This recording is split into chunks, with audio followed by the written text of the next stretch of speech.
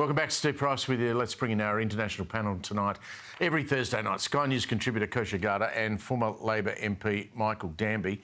Michael, I want to start with you. We spoke last week. You're not long back from Israel. You spent a holiday time there. What are your thoughts on this deal and whether it's actually going to hold, whether this peace deal can stay? Well, it's unalloyed joy to see the release of those 20 hostages and their families, and full credit to Trump and Netanyahu. No TDS from me. But Steve, I have to say something a bit emotional. I found the last 2 years in Australia a big challenge.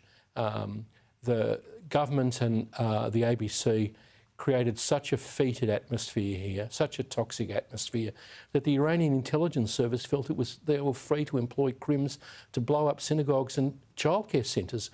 I mean, will Australia ever be the same?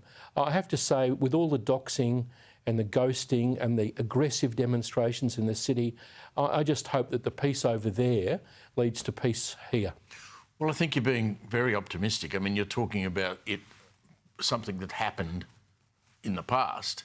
It's still happening. I mean, Kosha, I don't know how you feel about this, but I can't see this anti-Semitism suddenly just disappearing. Mm-hmm. I think the fundamentals are the fundamentals, and not to bring a little bit of pessimism to maybe realism, we want to call it harsh realism, but the reality of the electorate, the reality of the time that has passed since World War II and the memory of that is a lot of it is shifting away with a lot of the people that make up the country right now, here and in the US and elsewhere. That has not changed. So hopefully, while it's not such a burning acute issue that was really instigating all of this stuff, that might subside a little bit. But I do think the fundamentals of how people feel about that region and Israel and the other side, unfortunately, there's a lot more work to do. Michael, do you actually think that the Jewish population of Australia is sitting there tonight thinking that that's all over and we're OK now? No, they're watching. They can't believe that the anti-Semitism had no effect on the last federal election. That Albo has 93 and the Libs only 45. And if this keeps up, I know many of them, of all different economic levels, who are thinking of leaving. I'm serious about that. I couldn't believe I'm saying that. I love Australia, and so do many of these people, but it's scary. We had Tony Burke in the press club today talking about bringing in more Gazans. More, yeah. 600 or 700. What security guarantee did interviews did he give them? Well, he says that they've all been interviewed properly. Rubbish. I mean, you can't I don't believe a word he says on these issues. He's a partisan, black-hearted, if you ask me, on this. I've known him since I was Assistant Minister for the Arts, never able to talk to him about these kind of things, and I know he has a really determined view. Now, that's the problem, that you've got a leading minister who is so partisan on these issues. And a Prime Minister, and a Foreign Minister. Don't stop there. He's cleverer than both of them, if you ask me. It's just horrendous. Kosha, we saw the vision, which we've chosen not to show again tonight, of Palestinians being executed by Hamas, their hands bound behind their back. They've got hoods on and they're just being shot in the head in a public square. I mean, if that doesn't convince these fools who go out marching every weekend for pro-Palestine, chanting from the river to the sea, what can convince them? I mean, you can't watch that and think Hamas has any place anywhere doing anything. Mm-hmm.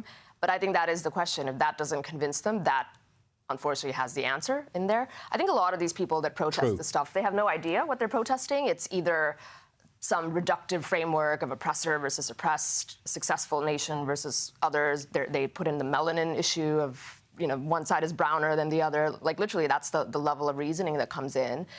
Or, again, it's just the electorate and the immigration. This is downstream consequences. You're dead right about the hardcore. They know what they're doing, and they haven't changed. The issue is not lack of information. The anarchists. How could you make that bloke Lees a national figure?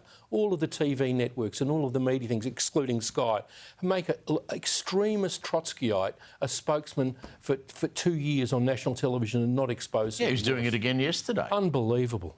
Kosha, I want to talk about what's happening at the Pentagon in the US. We saw those amazing scenes, scores of media outlets walking out, carrying signs, and they've all walked out. Their passes have been taken away from them. Mm-hmm. What is Pete Hesketh gone too far here?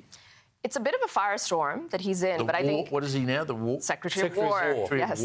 Which it used to be called, by the way, like 100 years ago. Yeah, to return to that. 100 years ago, that's the point. But so basically what this is about, I think, if you just pull back a little bit, we all know that leaks from the government to the press has been a big problem, and just the disingenuousness of the media, and one hoax after another, from the Hunter Biden laptop to the Russia hoax to the COVID origin hoax to the Biden is totally cognitively fine hoax, and on it goes. So this administration is trying to take a hard line view to slap back at the media. Now, of course, there's the First Amendment. We revere that in the U.S., and that's kind of the angle that the other side is saying, including some friendly right-wing media. But there are many who are standing by it, because what they're saying is the Pentagon is not going to control what you say. You're allowed to publish what you want to publish. They're just saying it's about badges and access, and if you can't roam the halls without an escort and those kinds of things. The leaks are not going to stop just because they booted him out of the Pentagon, are they? Yeah, Trump won despite all of this media bias. He did, but it was not easy. No, it was certainly not easy, but he's like, he deserves, his victory on so many issues, and Hegseth should take the win. Yeah, I think they just don't want people roaming around without badges and escorts. That's kind of what he's bringing it down to. But this is heating up because even friendly press is turning. Well, like Brett Baer and Fox are against it. Yeah. Michael used to love it when people would wander past his office and he'd slip him a bit of paper and the leak would get published in the Herald Sun, and Michael would quietly chuckle away. Unfortunately, I didn't pass it to Steve. I should have. I think it's a felony if something from the Pentagon gets leaked. The other thing that really interested me today, Donald Trump, he doesn't like what's going on in places like LA and Chicago and in Boston. So he's gone on air today and threatened to remove World Cup games from Boston, and he's even threatened the 2028 Olympics from LA because of safety concerns. So stories like this are a masterclass in negotiations and strategy when it comes to Trump. What he's doing is, these are iconic cities, of course, the envy of the world, but they've also been horribly mismanaged for the last quarter century or longer. They are sanctuary cities, all of them, so they're openly flouting and going against federal immigration law and cooperation and all of that. So he sees an opportunity here that it's very glamorous to be selected as the host city of these global sporting events. Opportunity to squeeze them into being a little bit more cooperative and compliant on his immigration agenda. So that's what he's jockeying, and we shall see how that story ends. But if you're a sensible Democrat, wouldn't you want there to be public safety in Boston and LA before you have major international events? You would think. I mean, so grab Trump's assistance and just ignore, and you don't have to praise him, just take it. A lot of them are turning, but there are too many that may not be sensible. I think that's the issue. Well, Trump seems very close to the boss of FIFA, so he's obviously got that bloke in his hand, and the FIFA boss says, OK, well, if you don't want Mr President to have these games in Boston, I'll move them somewhere else. Yeah. Wasn't he in Sharm el-Sheikh and not Albo? I don't know where Albo was. Just quickly, briefly, Michael, Albanese and Trump. I won't have a chance to talk to you next week. How's he do it? Oh, it's terribly fraught with danger. He could be put in the Zelensky chair, but the Americans might think that Pine Gap and the submarine base in West Australia and all the other things that Australia's America's unsinkable aircraft carrier in the South Pacific, just as it was in the Second World War, that may stand in our favour. Let's hope. I'd love to be in the room.